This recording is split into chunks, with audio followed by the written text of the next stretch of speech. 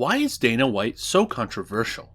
Well, maybe because he's actually immune to controversy. On January 2nd, 2023, a video of UFC president Dana White trading slaps with his wife surfaced on TMZ. For many sports executives, a physical altercation with their partner would bring about an undeniable reckoning. But not for Dana White. In fact, just 2 weeks later, on January 14th, White launched a new slap fighting league called Power Slap, where contestants take turns slapping each other. Yes, you heard it right, there's nothing wrong with your ears. And that's just some of the latest controversies involving Dana White. Over the years, White has made a lot of decisions and statements that have created quite a bit of controversy. The shit hits the internet between you and your wife, I think a lot of us did. And also, the Slap League kind of launched in the middle, what was it, a week after that? That is... Ironically, yes. Yeah, that is tough. Yeah. That is a wild series. Timing is everything.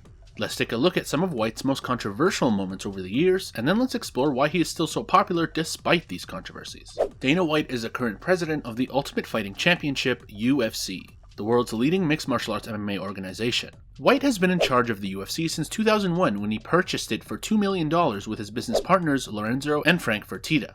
Over the years, he has been credited with transforming the UFC from a small-time, fringe sport into a multi-billion-dollar global brand. When White formed an alliance with casino magnates Lorenzo and Frank Fertitta in 2001 to purchase UFC for $2 million, the promotion was struggling financially. Founded 8 years prior, UFC's lack of weight classes and scant regulations made it difficult to gain traction. The brutal spectacle attracted a notable pay-per-view viewership for the initial events, but states quickly began to outlaw the sport, and eventually even pay-per-view carriers refused to broadcast UFC. With an eye to professionalization similar to boxing, White gradually began introducing MMA weight divisions while simultaneously implementing new rules. Consequently, the acceptance of mixed martial arts by various states slowly grew over time.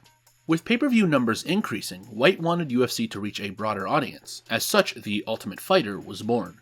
Capitalizing on the reality show trend and culminating with an event that would crown two of the best upcoming fighters in the middleweight and light heavyweight divisions. In early 2005, White struck a groundbreaking agreement with Spike TV, formerly known as TNN, to air the inaugural season of the show. This was a monumental deal, as it marked the first collaboration between MMA and a major broadcast network. As part of this lucrative revenue-sharing settlement, UFC provided all production costs for the show. The show was an incredible success, running for a total of 30 seasons until now. We just confirmed the coaches for season 31 of The Ultimate Fighter. Conor McGregor and Michael Chandler will go head-to-head as the coaches of The Ultimate Fighter, Team McGregor versus Team Chandler. To top it off, the groundbreaking first season culminated with the much-anticipated fight between light heavyweights, Forrest Griffin and Stephan Bonnar, the first non-pay-per-view live broadcast in UFC history. Forrest Griffin, Stephan Bonnar. Oh, just missed with the right. Oh, Bonnar got caught there. Oh, good right hand by Bonnar, and another one. Ultimately, Griffin emerged victorious via decision after an epic battle. But despite White's success at bringing UFC to the masses, not all of the UFC's fighters feel good about Dana White. This has led to several public disputes between fighters and the UFC president. Demetrious Johnson is one of the most talented and underrated UFC champions in history. Nevertheless, when his deteriorating relationship with UFC was revealed to the public, it caused tremendous damage that could never be reversed. According to Johnson, Dana White not only declined him any pay-per-view points after the Ray Borg fight, but also dismissed his offer for a bout against Cody Garbrandt. Instead, Johnson alleges that White angrily commanded he face TJ Dillashaw and then threatened to dissolve the entire UFC flyweight division if he refused. Mark Hunt is one of the most intimidating knockout specialists in UFC's pre-Ngannou era. He made a name for himself with his immense power, solid jaw, and signature walk-off knockouts. In 2016 at UFC 200, he was set to fight Brock Lesnar in what would be the latter's Octagon return match. Ultimately, Hunt lost the bout in a unanimous decision due to being out-wrestled from start to finish.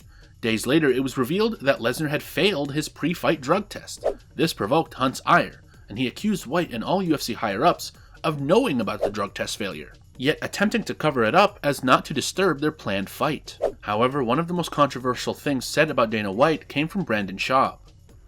Although Brendan Schaub is most remembered for being on the receiving end of a furious Joe Rogan tirade where he adamantly declared that Schaub wasn't an elite fighter in his prime, the retired MMA heavyweight turned comedian enjoys an amicable bond with Rogan to this day. Schaub and Dana White, though, have had multiple clashes. The most severe comment that Schaub has made about the UFC president was dubbing him his Eskimo brother, implying they were both romantically involved with the same woman at some point in time. In Schaub's case, Ronda Rousey, his former girlfriend, was the woman he alluded to. White has long been accused of engaging in intimate relationships with ring girls and female fighters, all while married. This incident casts a shadow over both his reputation and character as an industry leader and combat sports promoter. Questions arise on whether or not White is using his power for sexual exploitation against those under him. There are also controversies over fighters' pay. He defended the UFC's current pay scale amidst complaints from struggling fighters by saying, "If you're not that big pay-per-view star, shut up and fight." In an interview with GQ, White responded to a fan who asked if he felt that UFC fighters were paid a fair price. Fighters always want to make more money. Boxing has been absolutely destroyed because of money and all the things that go on. It's never going to happen while I'm here. Believe me, these guys get paid what they're supposed to get paid. They eat what they kill. They get a percentage of the pay-per-view buys, and money is spread out amongst fighters. Since the UFC signed an exclusive deal with ESPN, its pay-per-view prices have been steadily increasing every year. It started at $59.99 and now is $79.99, up $5 from the previous $74.99. The recent price surge has been a point of contention for supporters. Many are unsatisfied that, despite the increased PPV cost, fighters will not be receiving additional pay.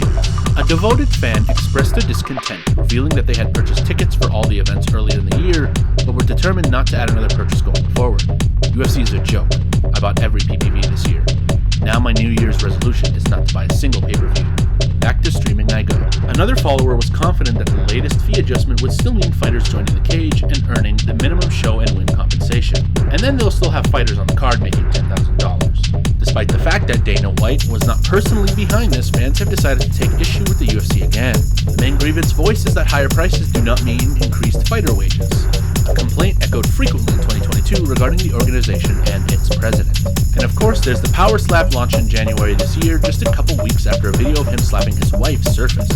Slap fighting is a relatively new sport that involves two competitors on either side of a podium taking turns to slap each other in the face, using as much force as they can to make contact. The aim is to knock out or make your opponent quit, and the results can be extremely brutal. In a shocking clip, Courtney Olsen was sent flying after Sheena Bathory delivered an electrifying slap that caused her eyeballs to roll back. Despite scrambling to stand again, Olsen instead fell into a forward roll in front of the wide-eyed and stunned audience. People close by, even her opponent, rushed over to protect her from any further harm. In another match, Chris Thomas delivered a shocking knockout punch to his opponent with the first strike he threw. The consequences of his powerful hit were immediate and disturbing. Kennedy's body tensed up as he sank to the ground, arms balling into fists while convulsing uncontrollably, all while Thomas ran around in celebration. Sam Jones, a boxing promoter and manager, took to Twitter recently with an outraged reaction to videos that depicted dangerous power slap fights. He posted the video along with a haunting caption, "Ridiculous and dangerous. Nobody should be giving this any kind of platform," and Dana White saying he takes fighters' health seriously is quite laughable when he's endorsing this. So despite all these controversies, why is Dana White still the president of the UFC? The answer is simply because Dana White is that powerful. White has convinced Ari Emanuel, the CEO of Endeavor, the company that owns UFC, that he has the secret sauce. Endeavor thinks that there's nobody but Dana White who can run UFC, and he's built a reputation as a controversial figure with his direct approach to matters since UFC's early days. What's another controversy to add to Dana White's resume? It's nothing. Click like and share if you enjoyed this video. Subscribe for more videos like this one. I hope you have a great day, and I'll see you again soon. Bye!